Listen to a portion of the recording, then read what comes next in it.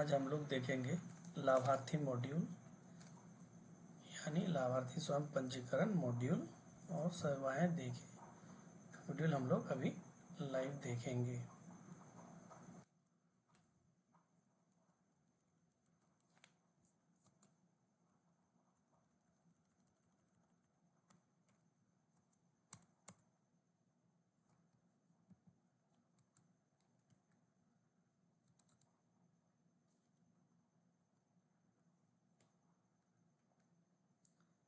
नमस्कार, आज हम लोग देखेंगे लाभार्थी मॉड्यूल यानी लाभार्थी स्वयं को पंजीकृत पोषण ट्रैकर के माध्यम से एप्लीकेशन और वेब पोर्टल के माध्यम से कैसे करें, इसको हम लोग देखते हैं आज।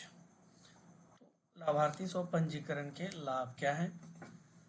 तो लाभ इसके हैं, पंजीकरण प्रक्रिया सरल बनाई गई है, लोगों के लिए जुड़ना आसान हो जाता है। पंजीकरण प्रक्रिया सरल हो जाती है। यह सुविधाजनक सुविधा गर्भवती महिलाओं, नई माताओं, किशोरियों और छोटे बच्चों के लिए है जिनके माता पिता अपने विवरण प्रबंधित करने और लाभों को आसानी से ट्रैक करने की अनुमति देता है ये पोषण ट्रैकर। दूसरा सबसे बड़ा लाभ है त्रुटियों में कमी, यानी ऑनलाइन पंजीकरण करने वक्त जो मानवीय त्रुटियां हो जाती हैं टाइपिंग में, उसकी संभावना कम हो जाती है। तीसरी है आंगनवाड़ी कार्यकर्ताओं का भार कम। स्व पंजीकरण से आंगनवाड़ी कार्यकर्ताओं का कार्यभार कम हो जाता है। बेहतर उपयोगकर्ता अनुभव, सुविधाजनक पंजीकरण प्रक्रिया से उपयोगकर्ता अनुभव बेहतर होता है।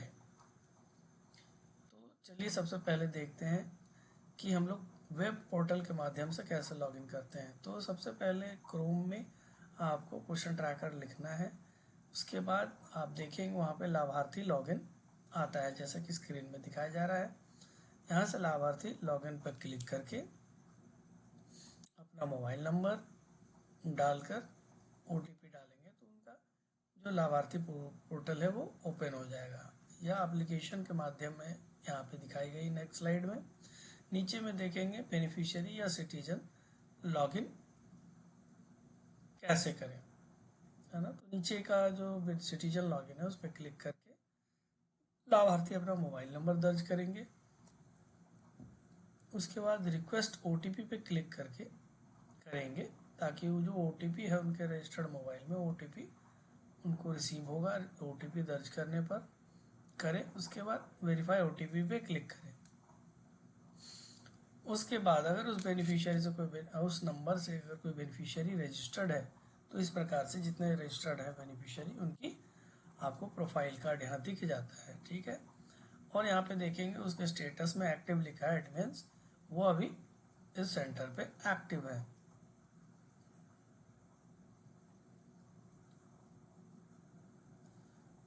उसके बाद अगर नई लाभार्थी जोड़ना है, मान लीजिए कि किसी प्रेग्नेंट के बच्चे जुड़े हैं, वो गर्भवती में जुड़ना चाहती है, तो नए लाभार्थी जोड़े पर क्लिक करके नए लाभार्थी जोड़ सकते हैं। या जिनका एक भी रजिस्ट्रेशन नहीं है, जो न्यू बनना चाहते हैं, लाभार्थी जोड़े पर क्लिक करके बेनिफिशियरी खुद को आंगनवाड़ी केंद्र पर जोड़ सकती है।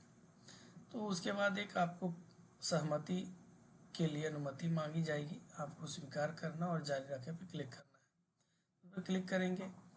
उसके बाद आपको जिस भी लाभार्थी ग्रुप में अपने को पंजीकृत करना है, यानी आपको गर्भवती महिला में करना है या धात्री महिला में या किशोरी लड़कियों को करना है या 6 वर्ष तक के बच्चों को जोड़ना है, तो लाभार्थी स्वयं उस पंजी ग्रुप में ऐड हो सकती है। जैसे यहाँ पे एग्जाम्पल के तौर पे गर्भवती महिला को लिया गया, तो उस पर क्लिक करेंगे।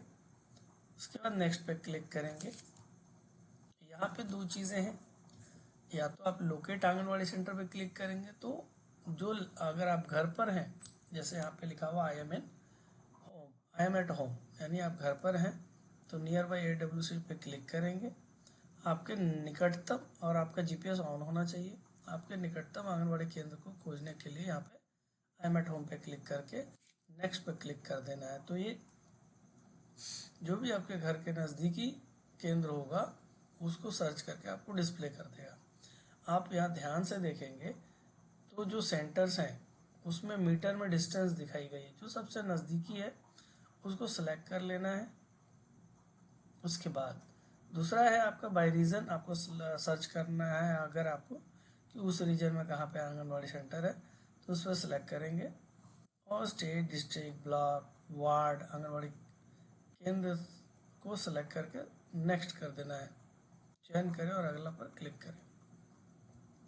यहाँ पे आपको बेनिफिशियरी को खुद का फोटोग्राफ यहाँ पे अपलोड करना है, आधार संख्या डालनी है, नाम दर्ज करना है, जन्म तिथि डालना है, स्थानीय भाषा में नाम डालना है तो डालें, अदरवाइज वो छोड़ दें, पति का नाम लिखें, नेक्स्ट पर क्लिक करें।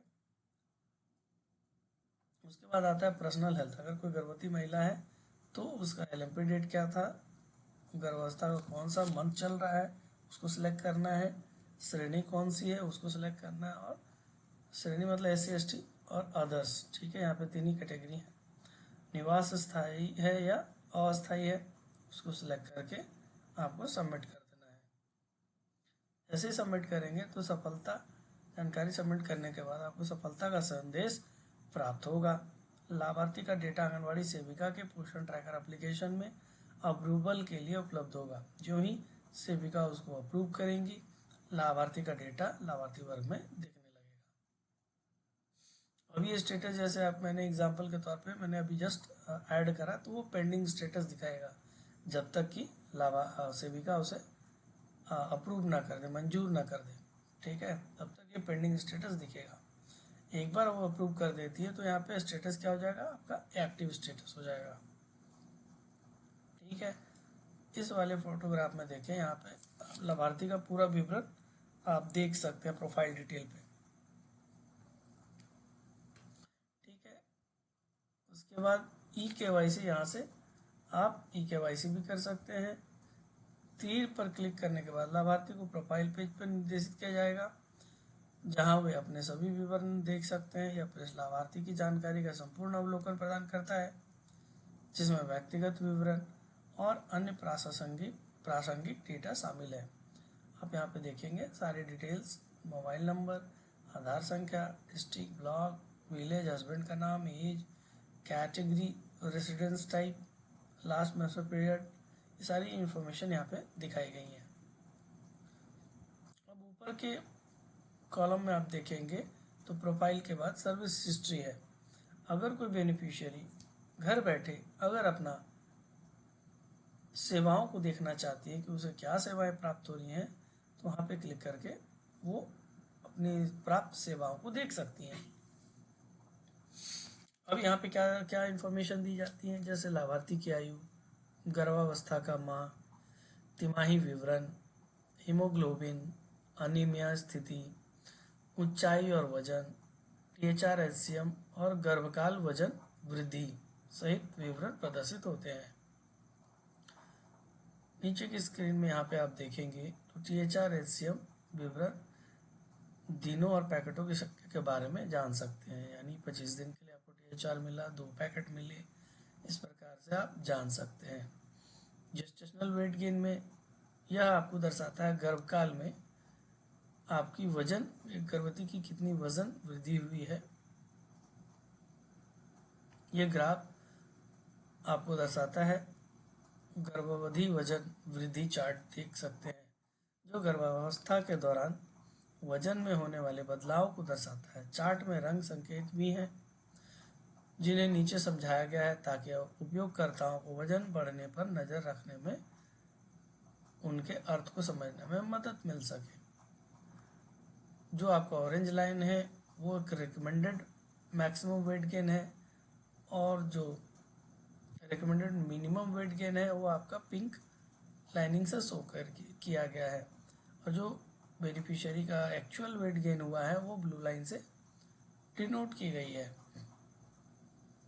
जिससे पता चलता है कि बेनिफिशियरी को क्या वेट गेन हुआ है।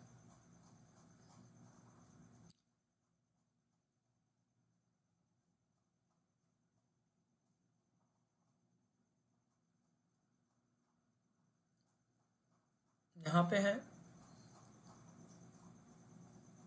2 जगह है, एक ऊपर लाभार्थी निवारण दिया गया बेनिफिशियरी रिडक्शन, पहले स्क्रीन पे, दूसरे स्क्रीन पे आपको नीचे बेनिफिशियरी एड्रेसर यानी यहाँ दोनों में से कहीं से भी आप लाभार्थी निवारण पे जा सकते हैं।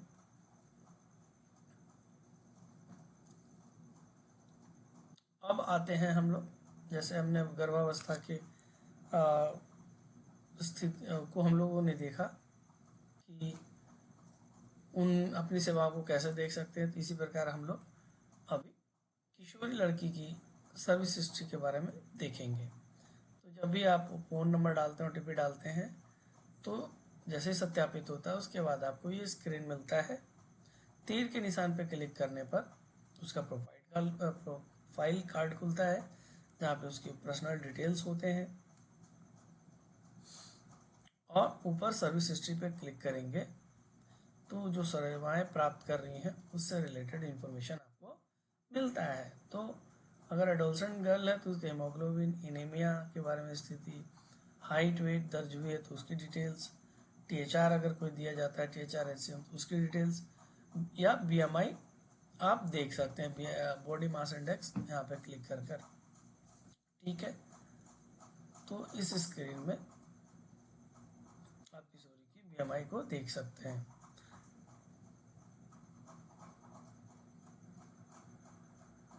या एक एग्जांपल और लेते हैं हम लोग बच्चों के केस में।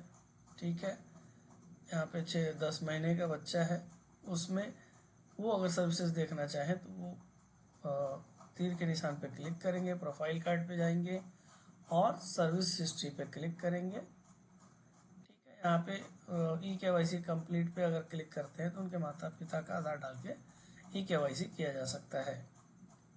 यहाँ पे देखेंगे THR HCM और ग्रोथ मॉनिटरिंग, इस बच्चे के सेवाएं जो दी जाती हैं वो देख सकते हैं यहाँ पे। ठीक है, THR HCM का स्क्रीन आपने पहले भी देखा, यहाँ ग्रोथ मॉनिटरिंग इस स्क्रीन में दिखाया जा रहा है ताकि आपको समझने में प्रॉब्लम ना हो। तो ग्रोथ मॉनिटरिंग पर क्लिक करने पर ग्राफ और ऊंचाई वजन इतिहास के साथ विवरण प्रदर्शित किया जाएगा कि उस बच्चे का क्या, यहाँ पे 3 स्टेटस है, वेस्टिंग, स्टंटिंग और अंडरवेट।